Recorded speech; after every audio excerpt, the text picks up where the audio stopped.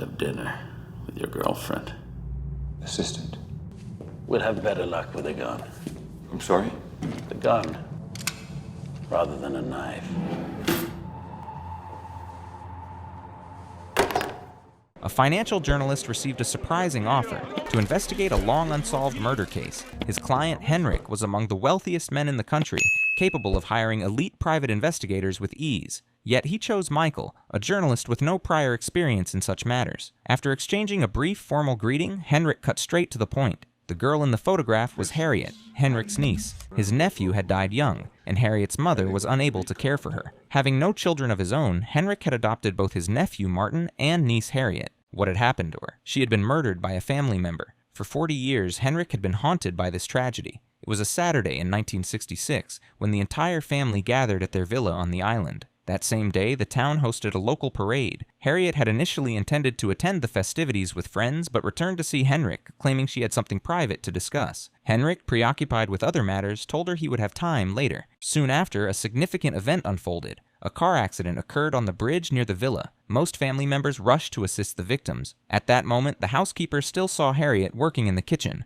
Once the injured were rescued, dinner time arrived, yet Henrik never saw Harriet come downstairs. Her seat remained empty, a mystery that endured for 4 decades. The police had searched tirelessly for years, leaving no stone unturned. The theory that Harriet had run away had long been dismissed, leaving murder as the only plausible explanation. Henrik's conviction that a family member had killed Harriet stemmed from one peculiar clue. Every year, Harriet had gifted him botanical samples on his birthday. Remarkably, even 40 years after her disappearance, these samples continued to arrive. If Harriet were still alive, she could not have vanished so completely. Thus, the sender of the samples was undoubtedly the murderer, a brazen display of guilt. This presented a challenge for Mikael. Henrik, despite his immense wealth and influence, had spent decades without solving the case, meaning an outsider like Mikael would seemingly be even more powerless. Yet Henrik remained resolute in hiring him. Not only was he willing to pay 2 to 4 times Mikael's usual fee, but he also offered to assist in resolving Mikael's pressing personal troubles. Only then did Mikael agree. Recently, Mikael had published an expose revealing the Hahn Corporation's embezzlement scandal.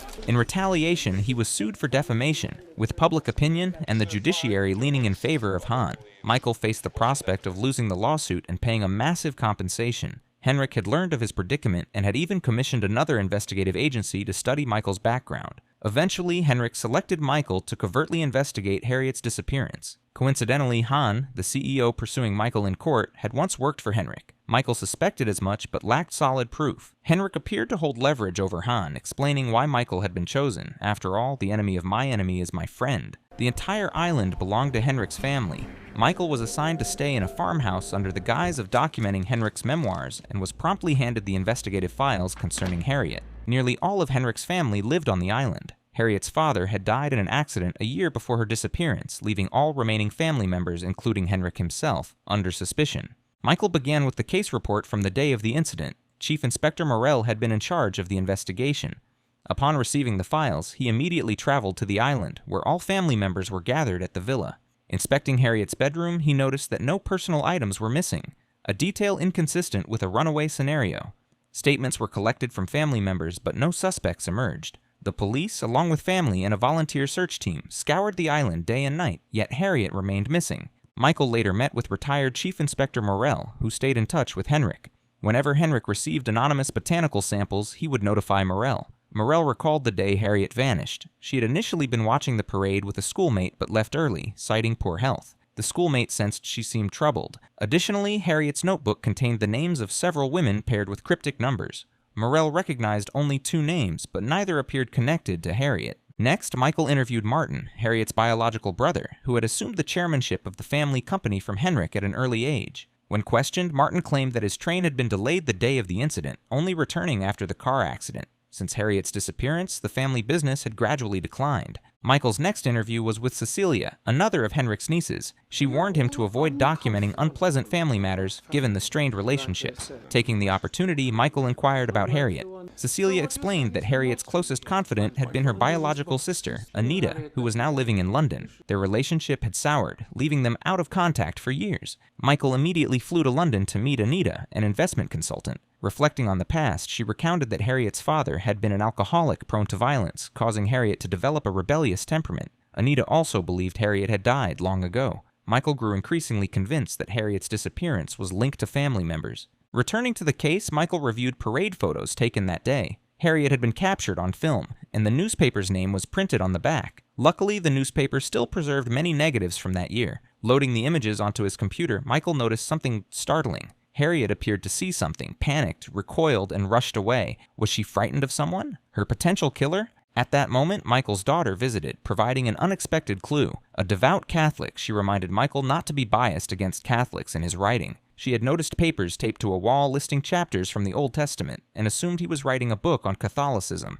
In truth, these were cryptic notes from Harriet's notebook. The numbers represented Bible chapters and verses detailing punishments for women who offended God. Michael immediately contacted Chief Inspector Morell, recalling that Morell had once mentioned an unsolved murder from the 1940s. The victim's initials matched a name in the notebook, and the murder method aligned with a biblical punishment. Harriet's notebook, it seemed, contained the names of 5 murder victims. Just as the investigation made progress, Henrik suddenly fell ill and had to be hospitalized. His lawyer informed Michael that the prognosis was not encouraging. Concerned about who would assist him if Henrik were incapacitated, Michael realized he urgently needed an assistant. The lawyer suggested Lisb, a skilled young hacker who had previously investigated Michael's background. Elizabeth had once hacked Michael's inbox, discovering his innocence, and was intrigued by the Harriet case. She agreed to become Michael's assistant, with her first task being to uncover the connection between the 5 victims and Harriet's disappearance. With Henrik in the hospital, the family also learned of Michael's true intentions. Harriet's mother was outraged, refusing to let him interfere, while Martin supported his presence to pursue the truth. After Henrik took custody from Harriet's mother following their father's death, their relationship remained strained. Martin, as heir to the family fortune, hoped to see Harriet's disappearance resolved. Elizabeth quickly identified the 5 victims. Further investigation revealed that other murders had occurred using identical methods matching biblical descriptions, suggesting a single perpetrator. The crime spanned from the 1940s to the 1960s, and all the victims were Jewish. Coincidentally, 2 of Henrik's brothers had been Nazis. The second had died in battle, while the eldest lived reclusively. Could Harriet have been investigating this killer before her disappearance? The next day, Elizabeth made another discovery. Parade photos from that year revealed a bystander taking pictures just as Harriet panicked, potentially capturing the killer. As they prepared to investigate, they found a dead cat in front of the house, killed in the same manner as previous victims, a clear warning from the murderer, confirming he was a family member. Michael printed the photo of the bystander and consulted townspeople. They found an elderly woman at a nursing home who recognized the person, and she had preserved photos from that day. After careful comparison, Michael confirmed what Harriet had seen, though he could not yet identify the figure. Soon after, the killer sent Michael a final warning, though the injury was minor. Elizabeth installed a surveillance system to monitor the property. The following day, Michael requested authorization from Martin and the lawyer to review confidential company documents, arguing it was essential for solving the case. Martin approved. With the killer, a family member, and the victim scattered across locations, the crimes appeared linked to the company's business history. Elizabeth focused on finding these connections. While Michael studied old photographs, he noticed a person with a camera at the scene of the car accident. It was Henrik's eldest brother. This marked Michael's first encounter with the reclusive old man, who surprisingly cooperated, providing many photos, including one of the search for Harriet. One blurred face caught Michael's attention. The boy in the photo was Martin, young but seemingly as ineffectual as his father. Elizabeth also discovered that the crime scenes were connected to company branches, with some victims even being employees. Gottfried, Martin's father, had chaired these branches, and all crimes occurred during his tenure and following major business achievements. Michael confirmed that one obscured figure in a photo was Martin, identifiable by his school uniform. He had returned to town before the car accident, lied about his whereabouts, and had been an old schoolmate of one victim, raising suspicions. Similar murders reappeared 2 years after Gottfried's death, suggesting multiple killers. A 1967 female student murder also tied Martin to the crimes, linking him to Harriet's disappearance. With no cell signal on the island, Michael decided to investigate Martin's house alone. The door was unlocked, and he armed himself with a fruit knife to gather evidence. Unexpectedly, Martin returned just then. Michael tried to leave via the back door, but slipped and was caught. Martin invited Michael in under the pretext that Henrik needed him, then noticed a missing kitchen knife. Faced with guns, Michael had no choice but to comply. Inside, a secret underground room served as a prison. Martin knocked Michael unconscious and restrained him, demanding all his deductions. When Michael mentioned the female student's name, Martin revealed a sinister expression. The student had also been imprisoned and had confessed to crimes committed by her father and him. Following their grandfather's death in battle, father and son targeted Jewish girls, considering Harriet the only exception. Believing Michael knew Harriet's whereabouts, Martin became agitated. As he prepared to harm Michael, Elizabeth arrived just in time. While untying him, Martin tried to flee, prompting a chase across the bridge. Elizabeth skillfully overtook him, but Martin attempted a rammer. A car accident reminiscent of 40 years prior caused his vehicle to crash and burst into flames, killing him instantly. Afterward, photos found in the basement confirmed Harriet had been held captive. Martin, however, did not know her final whereabouts. They returned to London, infiltrated Anita's devices, and informed her of Martin's death.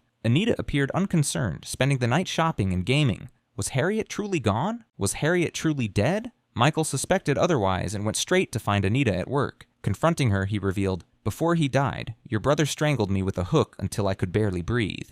Anita's reaction confirmed everything. Harriet, missing for 40 years, was indeed alive. She had also been the one sending anonymous gifts to Henrik each year. Harriet had endured abuse from her father since she was 14, frequently confined to the basement. Her mother, intimidated by her father, ignored the abuse. Her father, when drunk, boasted about killing Jewish girls, prompting Harriet to secretly record their names and methods. One night in 1965, Harriet narrowly escaped being strangled by her father. She fled to the harbor and, when pursued, struck him with a stick, causing him to fall into the water and drown. Martin witnessed the event but kept silent, wishing to possess his sister as his father had. Her father's body was discovered a month later, ruled an accidental drowning. Although adopted by Henrik, Harriet, fearing repercussions, never confessed her actions. Months later, after Martin had been sent away to study, Harriet felt some freedom and lived openly for a time. However, on the parade day, she saw Martin returning, realizing she couldn't fully escape. She returned home to inform Henrik, and Anita helped orchestrate her escape. She carried no personal items to avoid police suspicion of running away,